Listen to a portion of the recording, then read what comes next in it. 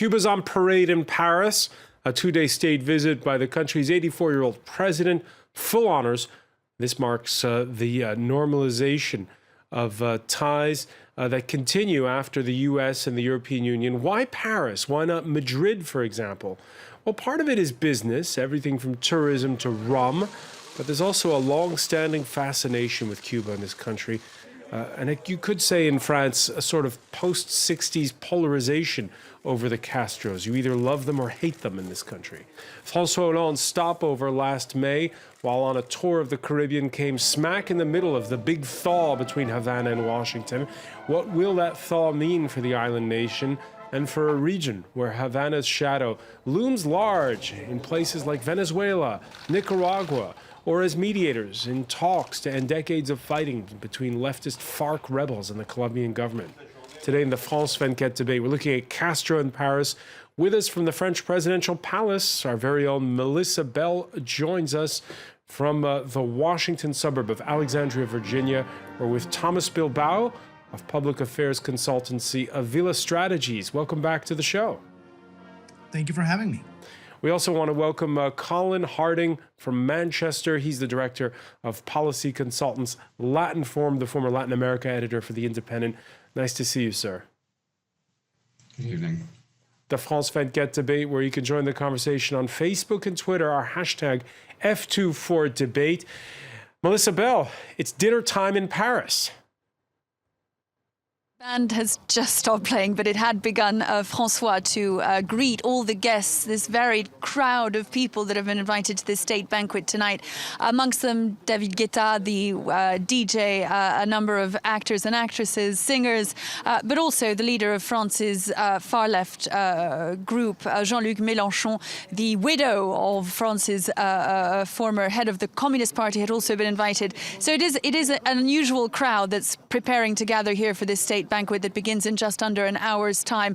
A state banquet that marks the culmination of all the honors that have been laid out for Raúl Castro in this historic visit. No punches have been pulled, François. Everything's been laid out, the red carpet and everything, to make him feel welcome. François Hollande at pains during his press conference given just over an hour ago to explain the historic nature of this event. The first time there is a state visit by a Cuban president. The last time, of course, had been a private invitation by François Mitterrand to Raúl's brother, Fidel. All right, we're hearing music in the background. What's that music we can hear, Melissa? Well, the band's only just started playing. They're going through the repertoire. The guests have only just begun to arrive, but we'll keep an eye on the arrivals as they go, François, to keep you up to date with who's coming. But it is very much a glittering event, much more glittering than these things tend to be. Partly because it has the political resonances that it has. Partly also because François Hollande has wanted to place this particular visit not just in the context of the commercial ties that he's seeking to strengthen, but also the cultural ties that he hopes will be born of this particular visit. Yeah, cultural ties. I was going to say, Melissa, because last week the president was in India, then he welcomed Iran's president, but Cuba is a completely different affair. It is a different affair. I mean, I suppose what the comparison between Rouhani's visit here a few days ago and Raúl Castro's is that François Hollande paints himself and acts very much as a very pragmatic politician. So he is sometimes criticized for this. At the time of his visit last May to Cuba, for instance, he was very much criticized by some quarters for his lack of emphasis on the question of human rights. Here today at the Elysee, it appears to have been the same again, that when François Hollande has decided to improve trade ties with a country, he will fairly quickly leave aside issues that many people would like to see raised. It was largely set aside during Hassan Rouhani's visit when he came, and seems to be set aside, or at least placed to one side in favor of all the rest for this visit. At the heart of what François Hollande does want to talk about, though, commercial ties, François, very much the idea that this intergovernmental accord signed today will lead to a number of big business contracts for a number of different French companies in the fields of tourism, in the fields of the infrastructures that Cuba so badly needs, in the fields of free trade as well. France is hoping to be able to garner a whole bunch of the business that's being done. A couple of years ago, Cuba announced 250 big infrastructure infrastructure projects that it was wanting to build for $15 billion. France hopes it's going to be able to get a substantial portion of that. All right, and the French president earlier did some lobbying for Cuba, calling on the U.S. to lift remaining sanctions. Let's listen to François Hollande. Cet embargo, ce blocus. This embargo and these sanctions must be removed entirely so that Cuba may take its place among the international community of nations. C'est celle de la communauté internationale. Et donc, le président Obama... President Obama has said it himself. We must see this through till the end so that we can be rid of this remnant of the Cold War. Et permettre qu'il puisse y avoir la fin de ce vestige de la guerre froide. Colin Harding, what is your reaction to that call to Barack Obama from François Hollande? Well, Barack Obama would very much like to do that. I mean, the trouble is it's in the hands of Congress, which is controlled by the Republicans. And if a Republican president replaces him, there's no chance at all that it'll be lifted. As it is, it's a very difficult situation for him. I mean, he is doing everything he can to loosen the restrictions on ties and contacts with Cuba, but the ban on trade, the blockade, as they like to call it, is still very much in place. And for instance, Marco Rubio, one of the Republican contenders, has said very strongly that if he were president, there'd be no contacts with Cuba at all. He's a Cuban American from Florida, so there's a lot of opposition still in the Republican Party, in the Cuban American community to some extent, to any kind of loosening up with Cuba. So although Obama would very much like to pursue this process, that he is in a difficult situation. Colin, let me ask you, because you heard Melissa Bell describe how concerns over human rights were downplayed. Now, obviously, we're not expecting to hear a lecture from the French president when Raúl Castro is sitting next to him at the Élysée Palace. Nonetheless, can Paris be doing more to press Havana on these matters? Well, we don't know what's going on behind the scenes, of course. There may be some gentle pushing going on, but France has very much positioned itself as the sort of interlocutor for Cuba in Europe. A role that historically had been played by Spain, but of course Spain has had a conservative government in recent years and has been rather cold about Cuba and very much pressing the issue of human rights and freedom of expression and so on. And France has rather sort of pushed Spain to one side, particularly as the European Union sort of point man for connections with Cuba, for improving relations with Cuba.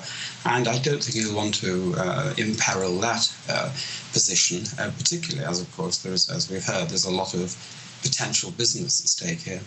Thomas Bilbao, were you surprised last May that François Hollande was the first one in a way, to Havana, going to visit Raúl Castro, and as was just said by Colin Harding, that it's Paris, not Madrid, that seems to be the EU's spearhead when it comes to relations with Cuba?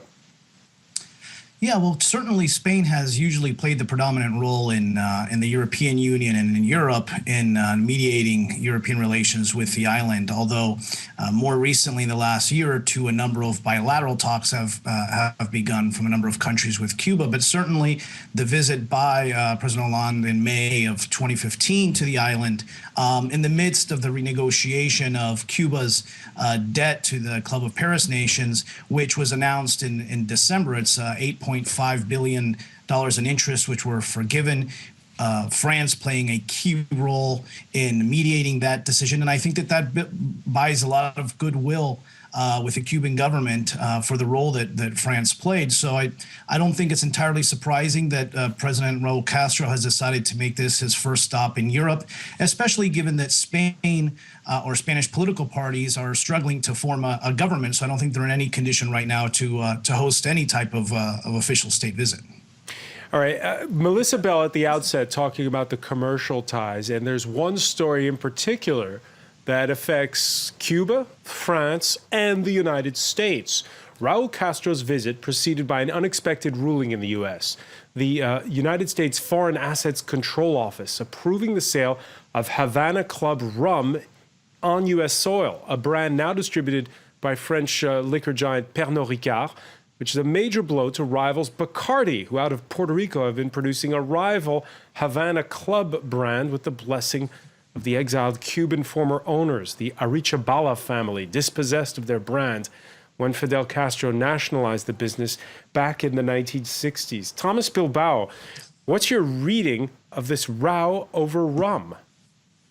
Well, first of all, I want to clarify that what happened recently was a ruling regarding the trademark of Havana Club in the United States. It wasn't a approval by the Office of Foreign Assets Control for Havana Club to begin selling its rum in the United States, which would be prohibited under U.S. law, given that it's a state-owned company. So what happened is the U.S. Trade and Patent Office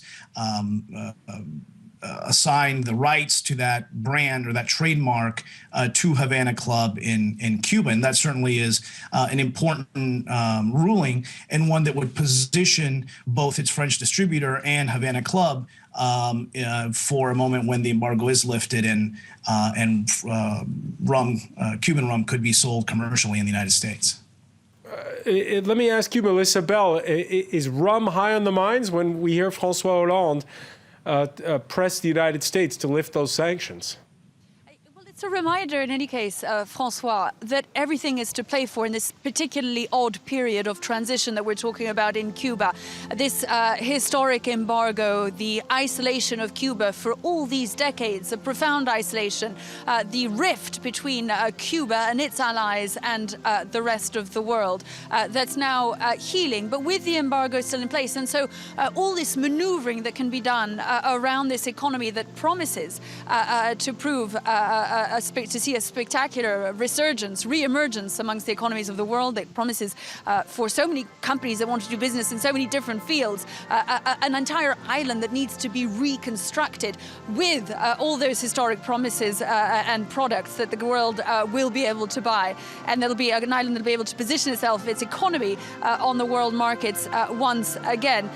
Which is why François Hollande has been at such pains to position himself. You were talking a moment ago about Madrid and Paris in this game, to seek a sort of pole position in this slightly odd period that won't last. At some point we'll have moved beyond that and Cuba will be well and truly back into the fold of the world economy. But until that happens, everything's to be played for. And where Paris has acted quite cleverly was in the accord behind which it was a few months ago to see a good part of the Cuban debt restructured and wiped off. And indeed, the announcement made today that on top of that, the French were forgiving the interest payments on the Cuban debt to the tune of some 200 million euros that will be used, François, towards aid development. These are quite cunning moves on the part of Paris to position themselves on a market in which there is everything to play for. And dare we say, beyond that market, Cuba is an entry point to a lot of nations in Latin America. Precisely, and it isn't just important economically, it is so important strategically in the minds and the hearts of Latin America more broadly. If you look at the position that Havana has held historically for the Latin American continent, if you see the extent to which Raul Castro's help at the COP21 was crucial in getting Latin America behind Paris's position on climate change. If you look at, we were talking about it earlier, the accords between the FARC guerrillas and the Colombian government just a few months ago, they happened in Havana. Havana is a crucial player in the Latin American continent. And François Hollande knows this, that by using Havana, by cultivating this relationship with Havana, by becoming one of its principal trading partners, and François Hollande has made no secret of this ambition, he wants to become Europe's first trading partner with Cuba. For now, France stands at about 10 worldwide. He knows that this is an entry point to the Latin American continent, and one that France wants to make the most of. All right, Cuba still captures the mind right now. At the Pompidou Center, Paris's big contemporary arts museum, an exhibit of photos and movie clips by New Wave director Agnès Varda serves as a reminder of how the Cuban Revolution captured the minds back in the 1960s.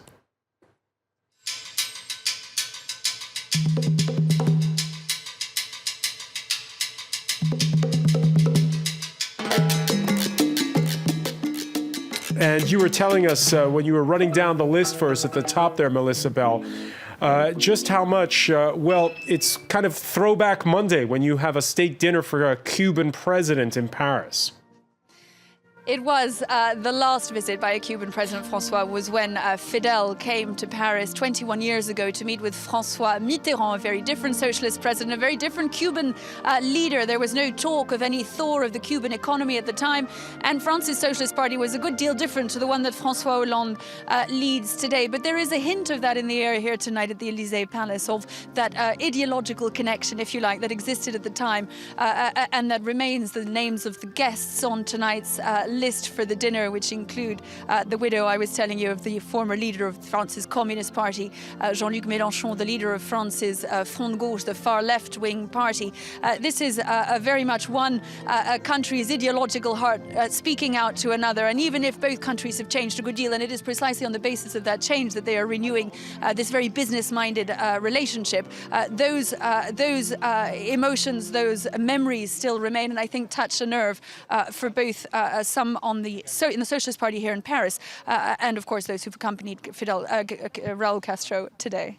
Melissa Bell, many thanks, and we'll let you get back to the events unfolding behind you there at the French presidential palace. I want to get the reaction of our two other panelists. First, you, Colin Harding. Is it the same in Britain as it is here in France, where you say the word Fidel Castro and people either raise a clenched fist and sing the Internationale with a tear in their eye, or they start throwing tomatoes?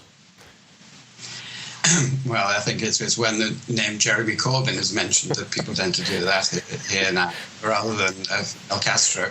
And perhaps a few nostalgic old lefties might still feel that way about Fidel. Of course, Raúl is rather a different character. I mean, he's no more democratically minded than Fidel, in the sense he's no intention of loosening the grip of the Cuban Communist Party, but he's a very much more business-like character. He's quite pragmatic, and he's sent Cuban diplomats off to business school and this kind of thing. You know, he wants efficient managers, and he wants the opening of the Cuban economy to foreign investment and trade and so on, which Fidel would not be interested in at all. But Fidel's very much in the background now, just issuing the occasional comment on world affairs, but is not really controlling matters. And I think Raúl is wanting to be in this Paris visit as well, wanting to emphasize business rather than old political ties. He's not going to the WADA exhibition, I don't think, is he? He's going to the Musée de l'Homme. So he's not really wanting to hark back too much to Cuba in the 1960s, I don't think. All right, I'm going to get Thomas WIBAUX's take on this when we come back. Stay with us. You're watching the France 24 debate.